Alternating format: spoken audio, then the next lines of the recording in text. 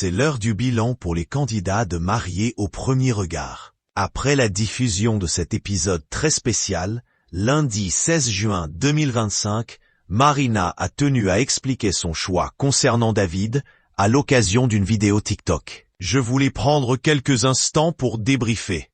Après le bilan de Mariés au premier regard qui a suscité beaucoup de réactions, Marina a pris le temps de s'expliquer sur TikTok mardi 17 juin 2025.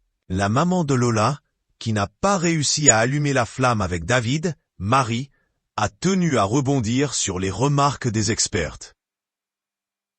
Ces dernières lui ont reproché de ne pas laisser sa chance à son époux.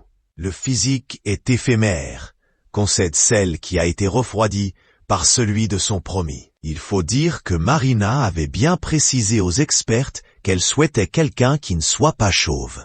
Et c'est le cas de David. C'est évident que si demain je rencontre quelqu'un qui me plaît physiquement et qu'on tombe amoureux, on va vieillir ensemble.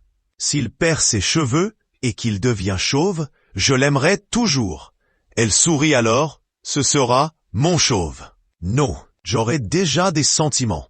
Mais si son idylle avec David ne s'est pas épanouie, ce n'est pas uniquement à cause de son physique. Marina insiste, pour moi l'aspect physique c'est important. Mais au-delà de ça, avec David, il n'y avait pas d'alchimie. On n'avait pas forcément de complicité et ça s'est vu, affirme la jeune femme.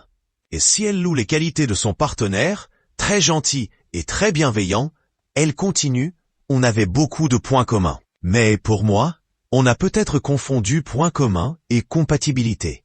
Et pour cause, on est assez passifs tous les deux. Donc forcément, ça n'a pas fait une explosion, analyse Marina. Elle se résume ainsi. C'était sympa, mais il n'y a pas eu truc. En effet, difficile de dire que le couple a fait des étincelles lors de cette saison de Mariés au premier regard. On n'est pas dans un vide-grenier. Marina répond aux critiques. Le 4 juin dernier, Marina répondait déjà à ces critiques sur TikTok. Alors qu'un internaute lui avait lancé. Alors tu t'es remise en question un petit peu? Il n'y a plus de prince charmant en 2025, il faut prendre ce qu'on trouve. Elle avait rétorqué. Me remettre en question? Bien sûr, je le fais tout le temps. Pourtant, elle croit toujours aux contes de fées, et à scène. Et puis, contente-toi de ce qu'on trouve, on n'est pas au puce quoi, ou dans un vide-grenier.